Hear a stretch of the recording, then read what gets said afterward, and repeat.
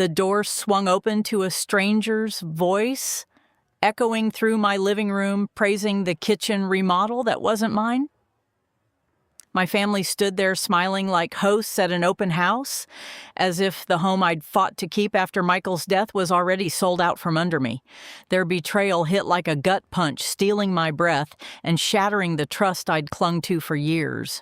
I froze in the entryway, my suitcase thudding to the floor, staring at the for sale sign stabbed into my front lawn like a declaration of war. My mother, the one who'd always claimed to worry about my stability, turned with that calculated sympathy in her eyes and said, "Penelope, honey, this is for the best. You're too young to be tied down here alone." My father nodded silently beside her, his agreement a silent blade, while my brother smirked from the corner, arms crossed like he'd already counted his share. The realtor, oblivious, chattered on about market value. Pain tore through me hot and raw, realizing they'd forged my name on the listing while I was away. I stepped forward, voice steady despite the storm inside, and demanded they all leave now, or I'd make sure no one ever set foot in this house again. But in that instant, I knew the real lockout was just beginning. My name is Penelope Ward. I am 32 years old. Have you ever come home to find your own family treating your life like a commodity they could flip for profit? It's the kind of hurt that makes you question if blood really means loyalty or if it's just an excuse to take what they want. What would you do if the people who raised you decided your home wasn't yours anymore? I suppose I should start from where things began to unravel, though looking back, the threads were fraying long before I noticed. After Michael passed away from that sudden heart issue 2 years ago, the house in Fresno became my anchor, the place where we'd planned our future with Lucas, who was only 4 at the time. It wasn't fancy, just a 3-bedroom in a quiet suburb that had appreciated nicely over the decade we'd owned it, worth maybe $800,000 now, with the way California's market had boomed. I'd taken over the mortgage payments myself, juggling my job as a bookkeeper at a small accounting firm downtown to keep everything afloat. My family had seemed supportive at first, calling to check in, bringing meals on weekends, helping with Lucas when I needed a break to grieve or work late. But that warmth started cooling into something sharper, more insistent, like they were circling a vulnerability they could exploit. It began with subtle suggestions, the kind that sound caring if you don't listen too closely. My mother would drop by unannounced, eyeing the rooms with a sigh, saying things like, "This place is a lot for one person, and a little boy, don't you think you look so tired all the time?" I'd brush it off, explaining I managed fine, that the stability helped Lucas feel secure after losing his dad. My father, always the quieter one, would nod along, but add his own jabs like, "Property taxes are eating you alive. Akir, have you thought about downsizing to something more practical?" They knew the house was in my name alone since Michael and I had bought it early in our marriage, but they acted like it was still part of some family pot they had rights to. Then my brother got involved, calling from his place across town where he sold used cars, always flashing that salesman grin that hid how he really saw people as marks. He'd swing by for family dinners that felt more like negotiations, slipping in comments about how the neighborhood had gone upscale, and I was sitting on a gold mine that wasn't working for me. One evening, as Lucas played in the yard, he leaned in with that fake concern and said, "Sis, you're burning out. Let us help you sell this and split the proceeds fair. Mom and Dad could use the cushion for retirement, and I'd invest my cut smart for all of us." I laughed it off at first, but the way my mother chimed in, agreeing it was selfish to hoard it all, made my skin crawl. They didn't see the memories etched into every wall, the growth charts Michael had marked for Lucas, the garden we'd planted together.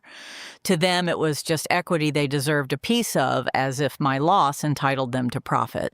Things escalated when I planned a short trip to visit David's family up north. David Ross, an old friend from college who'd always been like a brother to me, offering a much-needed break after months of solo parenting and long hours at work.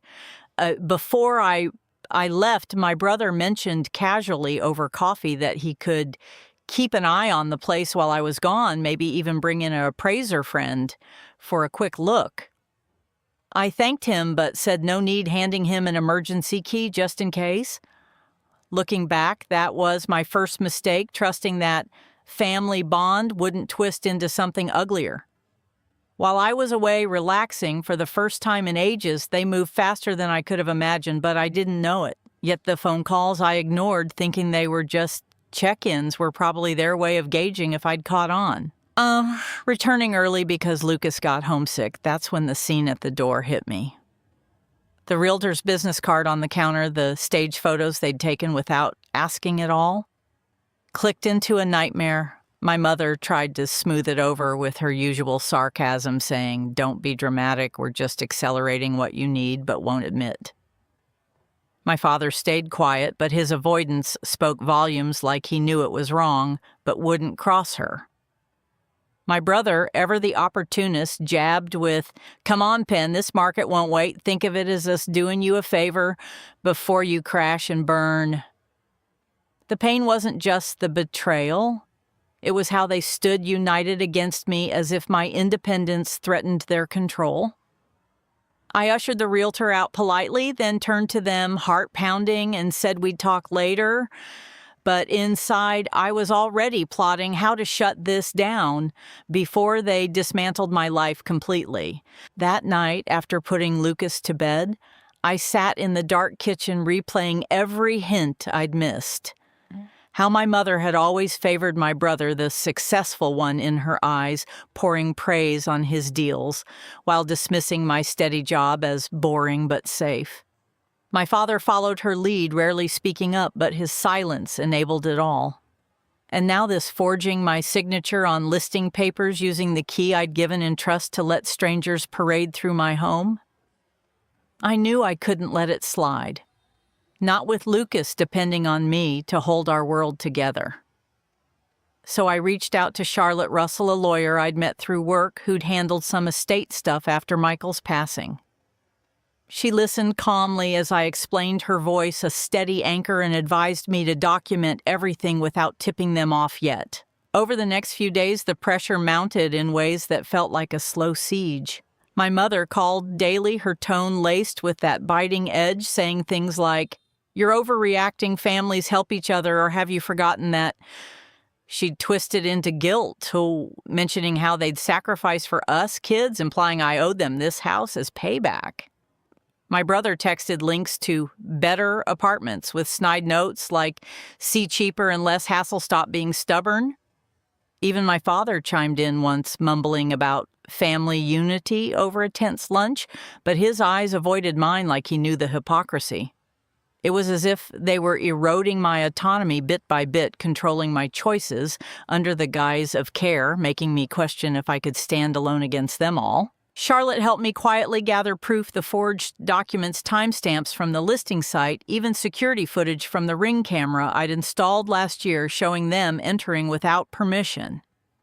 But as I dug deeper, I uncovered more emails between my brother and a shady real estate contact discussing how to persuade me if I resisted. It stung realizing this wasn't a spur-of-the-moment grab, but a planned assault on my independence.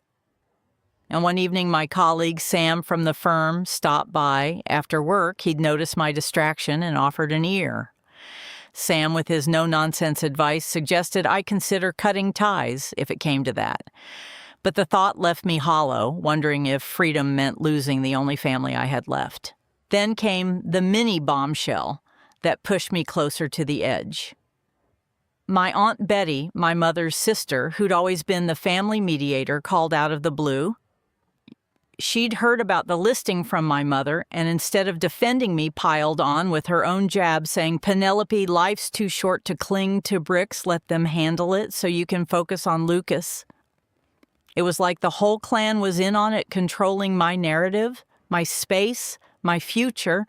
I hung up hands shaking and texted Charlotte to move forward with revoking any implied permissions they'd assumed. But as the silence settled, I wondered if confronting them would shatter everything beyond repair, or if staying silent would let them win without a fight. The next week brought repeated violations that wore me down like sandpaper on skin. My brother showed up uninvited with potential buyers, claiming it was just a casual walkthrough, his sarcasm dripping as he said, "Relax, sis, I'm saving you from buyer's remorse later." I blocked the door, telling him to leave, but he laughed it off, texting later with, "You'll thank me when the check clears." My mother escalated by involving Lucas picking him up from daycare without asking and whispering doubts about my stability in earshot, as if to plant seeds that I couldn't parent alone. My father, in his passive way, sent a check for moving expenses, a silent endorsement that cut deeper than words. Each act chipped at my control, making simple things like choosing my schedule or relationships feel like battles. Sam became my lifeline during those days, meeting me for coffee to brainstorm his sharp wit cutting through the fog, with lines like, "Your family's treating you like a ATM, with legs time to change the PIN. He introduced me to his friend Karen, a real estate agent who reviewed the forged listing and confirmed it was fraudulent, offering to testify if needed. Karen, with her straightforward manner, added fuel to my resolve, saying, "I've seen families implode over less. Don't let them gaslight you into surrender." Their support highlighted how isolated I'd become, but it also built suspense, wondering when the next shoe would drop from my family's side. The tension built like a storm. I couldn't outrun each call or visit from my family, chipping away at my resolve, until I felt like I was holding the walls up alone. With Charlotte's guidance, I started piecing together a plan, but the daily jabs made it hard to think straight, wondering if one more push would break me before I could push back. One afternoon, my mother showed up at my office unannounced, her face a mask of feigned worry as she cornered me in the break room. "Penelope, we're just trying to lighten your load," she said, her voice dripping with that familiar sarcasm. "But if you keep fighting us, you'll end up with nothing but regrets and an empty bank account." It was her way of twisting the knife, making my resistance sound like ingratitude, as if selling my home was a favor I was too stubborn to accept. I nodded politely, excusing myself to a meeting. But inside, the guilt she planted festered, making me second-guess if I was the selfish one for wanting to hold on to what Michael and I had built. Later that day, my father called, his tone unusually firm for once, adding, "Your mother's right. We raised you better than to hoard what the family needs." His words landed like a quiet betrayal, obligating me to their vision of unity that conveniently benefited them. My brother, whom I'd always called Jason despite our rocky history, ramped it up by texting photos of comparable sales in the neighborhood, each one captioned with snide remarks like, "This could be yours if you stop playing house alone." He even dropped by the house one evening with his latest girlfriend in tow, acting like a tour guide as he pointed out updates. The place needed his laughter sharp as he said, "Face it, sis, you're drowning here. Let us throw you a lifeline before Lucas suffers too." I sent them away, but the implication that I was failing as a mom cut deep, gaslighting me into doubting my own strength. William, sensing the unrest, started asking why Grandma was mad at Mommy, his innocent questions amplifying the emotional coercion until sleep became a luxury I couldn't afford. Charlotte became my rock during those weeks, meeting me after hours to review the evidence, her no-nonsense advice a counter to the family's manipulation. "They're banking on your guilt to wear you down," she said over coffee one night, her eyes sharp as she outlined how to file a cease and desist on the fraudulent listing. It was through her that I connected with Aunt Betty again, but this time Betty's call revealed a twist. She admitted my mother had been bad-mouthing me to relatives, claiming I was unstable since Michael's death, turning the extended family against me to isolate any support I might seek. The revelation stung, but it hardened my resolve, showing how far the emotional web spread. Sam, my colleague, who'd turned into an unexpected ally, invited me to a work happy hour to vent, where he introduced me to his sister Karen, the real estate agent.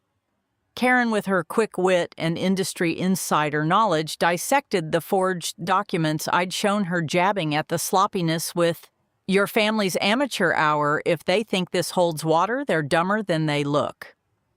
Her support, combined with Sam's encouragement, helped me see the pattern years of subtle dismissals where my achievements were downplayed, my choices questioned, all to keep me in a role of obligation. But as the violations piled up a surprise inspection, my brother arranged my mother's passive-aggressive voicemails about family duty. I felt the breaking point approaching, wondering if setting boundaries would leave me truly alone. The pressure peaked one Saturday when my family ambushed me at home, all three arriving together like a united front. My mother leading with her cutting opener, "We've got an offer on the table sign now, or we'll have to explore other ways to protect our interests." My father stood by, murmuring agreement, while Jason smirked, adding, "Don't make this harder than it needs to be. Think of it as your contribution to the family legacy." Their words hung heavy, coercing me with guilt over imagined debts, as if my home was payment for their past. I asked them to leave, but they lingered, dropping hints about contesting Michael's will or involving child services if I cracked under stress. The threat escalated the stakes, turning emotional manipulation into something darker, leaving me breathless as I shut the door. That night, with William asleep, I called Charlotte and laid it all out, her calm instructions guiding me to file an emergency injunction the next morning. But as I hung up, a text from Jason popped up, "Mom's not backing down, better rethink before we all lose." The words chilled me, building suspense over what other ways they meant, making me wonder if the real confrontation was just hours away. In the days that followed, the small violations morphed into a relentless barrage, each one eroding my sense of control like acid on metal. My mother started leaving voicemails laced with sarcasm, saying things like, "If you cared about your father's health, you'd see how this stress is killing him. Sell and end it." It was classic guilt tripping, tying my decisions to their well-being, as if my boundaries were attacks on the family. My father, in his rare direct moments, emailed a list of expenses they'd covered over the years, subtly demanding repayment through the house sale, his passive tone masking the coercion. Jason took it further by posting vague social media rants about ungrateful siblings, tagging mutual friends to turn public opinion against me, his jabs sharp as he messaged privately, "Keep this up and Lucas might hear the real story about why you're alone."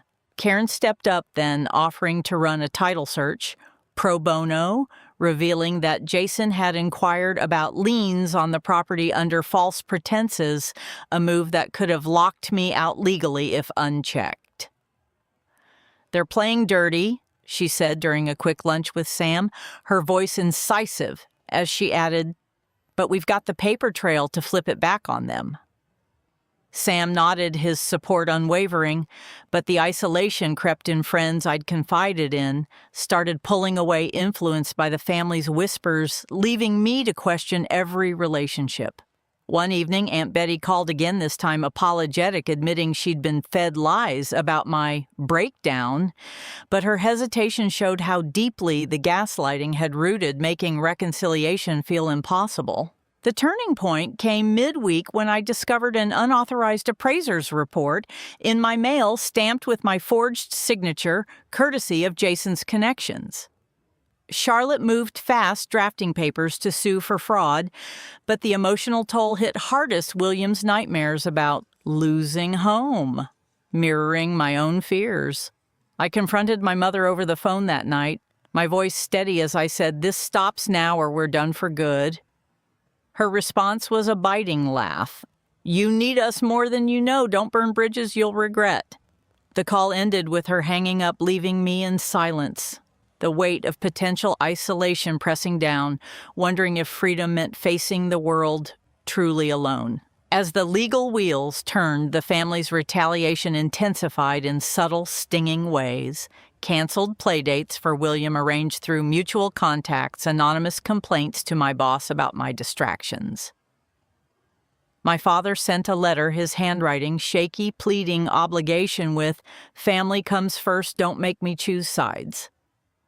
It was the ultimate coercion pitting love against autonomy, but I returned the letter unopened, a small rebellion that left me hollow. Sam and Karen rallied, with Karen saying over drinks, "You're stronger than their mind games. Cut the cord before they drag you under." Her words lingered, building to my final decision, but the suspense of their next move kept me awake, fearing one more violation might force my hand prematurely. The legal hammer fell quietly. At first, a court order Charlotte filed to halt any further interference, but the family's reaction turned it into a battlefield I hadn't anticipated. As the papers were served, my mother's call came like clockwork, her voice a venomous whisper.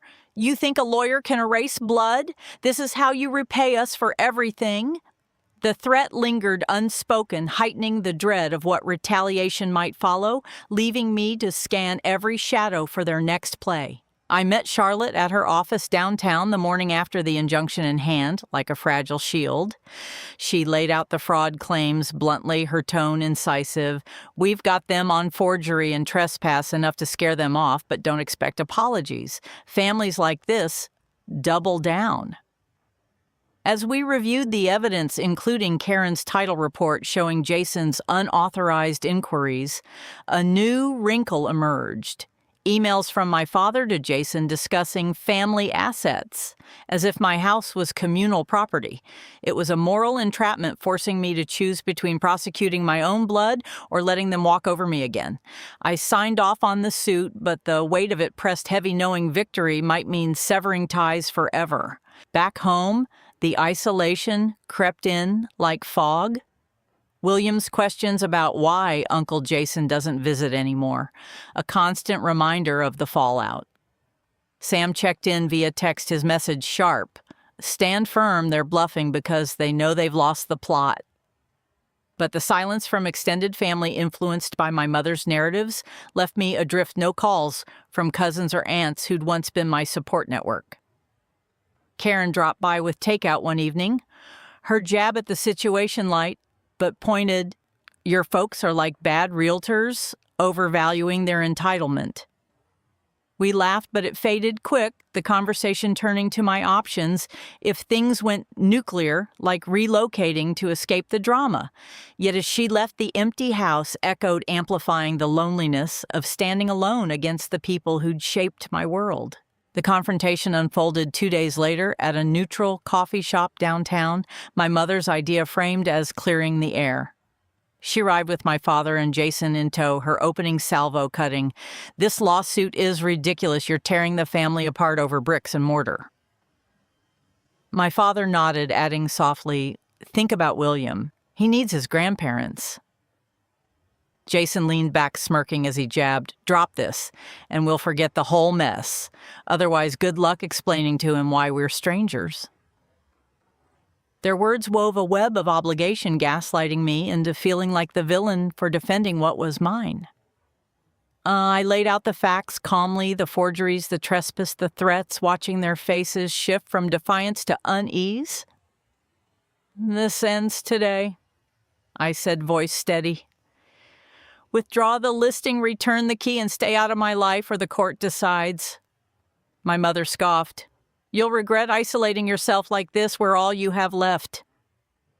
They left without agreeing, the door's chime a final punctuation, leaving me with the hollow victory of boundaries that felt more like barriers. In the weeks that followed, the suit progressed slowly, Charlotte negotiating a settlement where they admitted no wrongdoing, but agreed to cease all involvement, paying my legal fees as a gesture. No apologies came, just a curt email from Jason. "Hope you're happy. And now family's done." My father sent one last note pleading reconciliation, but I let it sit unanswered, the emotional coercion too fresh to forgive. William and I adjusted to the quiet, his play dates with friends, filling some gaps, but the absence of grandparents not a constant reminder of the price for autonomy. Sam invited us to a barbecue at his place, introducing his wife, who shared her own story of cutting toxic ties. Her words a balm. It's lonely at first, but freedom's worth the echo. Karen followed up with market tips, but our talk shifted to life beyond the drama, her presence a new thread in my unraveling support system. Yet as months passed, the isolation solidified. No holiday cards, no birthday calls, just the echo of what was. I threw myself into work, earning a promotion that eased the finances, but promotions don't fill family dinners. William thrived in school, his resilience a quiet jab at their doubts about my parenting, but bedtime stories often circled back to why Grandma doesn't call, forcing me to navigate truths without bitterness. One evening, browsing old photos alone, the weight hit. I'd preserved our home, but at the cost of lineage, the maple tree in the backyard planted when William was born, now a solitary marker of continuity amid the void. Setting those boundaries meant walking away from the chaos, but it left me disconnected, the silence a daily companion. No grand revenge, no triumphant closure, just self-preservation in a world suddenly smaller. I see William every day, our little unit intact, but the loneliness lingers, a quiet tax on choosing myself over their control. Thank you for listening to my story. It's still raw to share, but if you've faced something similar, how did you handle the isolation that comes with drawing those lines?